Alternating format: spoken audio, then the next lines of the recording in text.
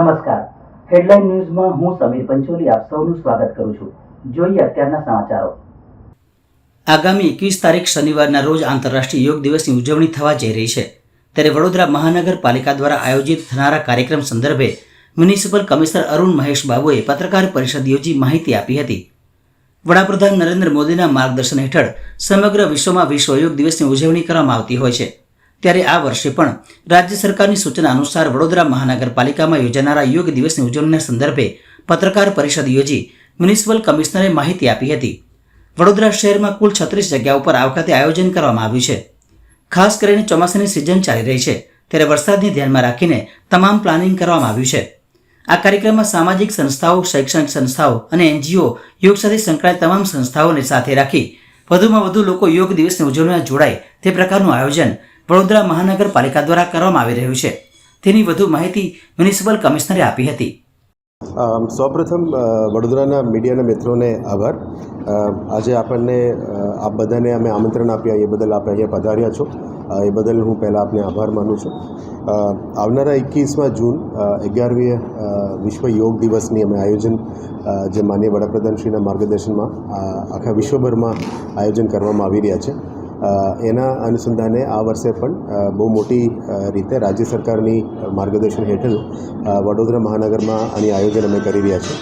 એમાં આપ જાણો છો કે બે પ્રકારનું એક જિલ્લા કક્ષાનું માન્ય કલેક્ટરશ્રીના અધ્યક્ષસ્થાને કમિટી હોય છે અને મહાનગરપાલિકામાં કમિશનરશ્રીના અધ્યક્ષસ્થાનમાં એક કમિટી હોય છે. આ અંતર્ગત અમે આ વખતે પણ જે દરેક વખત થાય છે એના સાથે સાથે થોડું વધારાનું પણ અમે આયોજન કરી રહ્યા છે. સૌથી પહેલાં ડિસ્ક્લેમર એ છે કે ચોમાસાનું પણ આગાહી છે એટલે એને અમે ધ્યાને લઈને જ બધું આયોજન કરી રહ્યા છે. એટલે કુલ 36 જગ્યાઓમાં વડોદરા મહાનગરપાલિકાની હદમાં અમે યોગનું કાર્યક્રમની આયોજન કરી રહ્યા છે. આમાં સામાજિક સંસ્થાઓ, શૈક્ષણિક સંસ્થાઓ, રમતગમતના સંસ્થાઓ, NGOs, યોગ બોર્ડ અને યોગના રિલેટેડ તમામ સંસ્થાઓને અમે સાથે લઈને કરી રહ્યા છે. યુનિવર્સિટીઝ અને કોલેજીસ સાથે પણ સંકલન કરીને આ વખતનો યોગ કરવાનું અમે આયોજન કરી રહ્યા છે. એમાં જિલ્લા વહીવટીતંત્ર, ડિસ્ટ્રિક્ટ અને રૂરલ એરિયાઝમાં કરી રહ્યા છે અને સિટીમાં મહાનગરપાલિકા દ્વારા આયોજન કરવામાં આવ્યું છે. એમાં ભારત સરકાર અને રાજ્ય સરકારનો પ્રતિનિધિઓ પણ હાજર રહેવાના છે. જે પ્રતિનિધિઓ ભારત સરકાર તરફથી સૂચવવામાં આવશે એ પણ હાજર રહેશે અને રાજ્ય સરકાર તરફથી પણ જે લિસ્ટ નક્કી કરવામાં આવશે એમાં વડોદરા મહાનગરપાલિકા ખાતે પણ એ હાજર રહેવાના છે.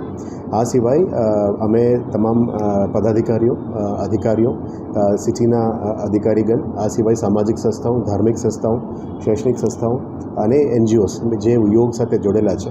કારણ કે આ બધા જાણો છો કે યોગ એક અત્યારે એક મોટું વિશ્વભરનું એક મોમેન્ટમ થઈ ગયું છે અને એક મૂવમેન્ટ થઈ ગયું છે. જે યોગના કારણ ફિટ ઇન્ડિયા મૂવમેન્ટના ભાગરૂપે પણ હમણાં જ લગભગ અઠવાડિયા પહેલાં યોગનું એક શિબિર અમે આયોજન કરવામાં આવ્યું હતું યોગ બોર્ડ દ્વારા.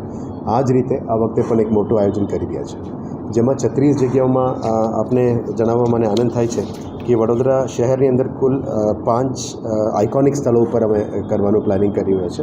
એમાં મહારાજા સયાજી યુનિવર્સિટી, લક્ષ્મી વિલાસ પેલેસ, સુરસાગર તળાવ, હરણી પાર્ક અને કમાટી બાગ એ જગ્યામાં અમે કરી રહ્યા છે. પણ ચોક્કસ ચોમાસાની વરસાદની આગાહી છે એટલે અમે ધ્યાને લઈ રહ્યા છીએ કે આવા સંજોગોમાં અમે ઇન્ડોર એરિયામાં એને શિફ્ટ કરવાનું પણ આયોજન કરી રહ્યા છે.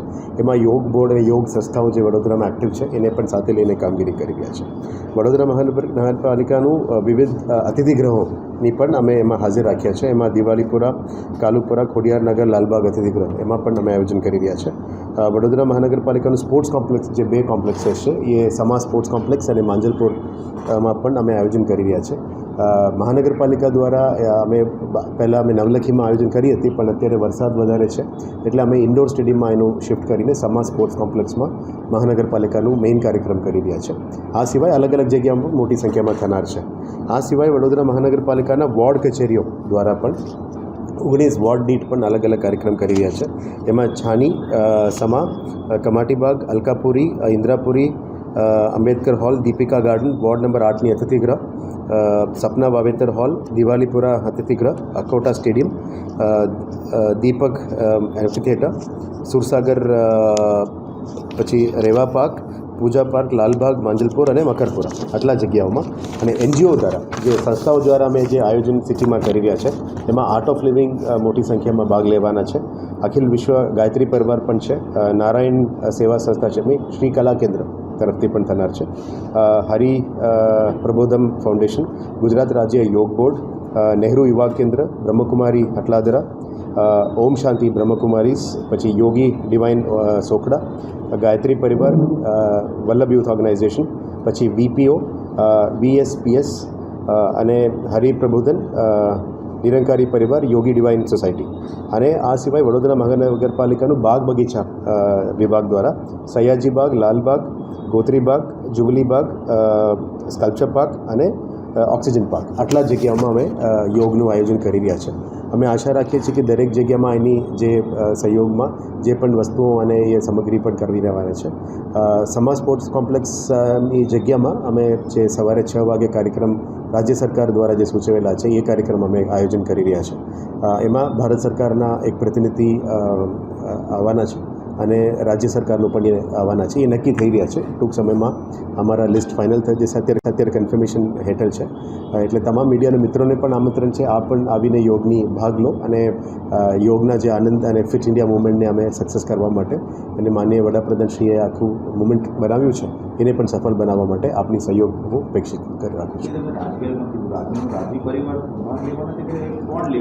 નહીં, આપણે આયોજન કરી રહ્યા છે. એ લોકો પણ અલગથી નાનું આયોજન કરી રહ્યા છે, પણ we are coordinating with them on this.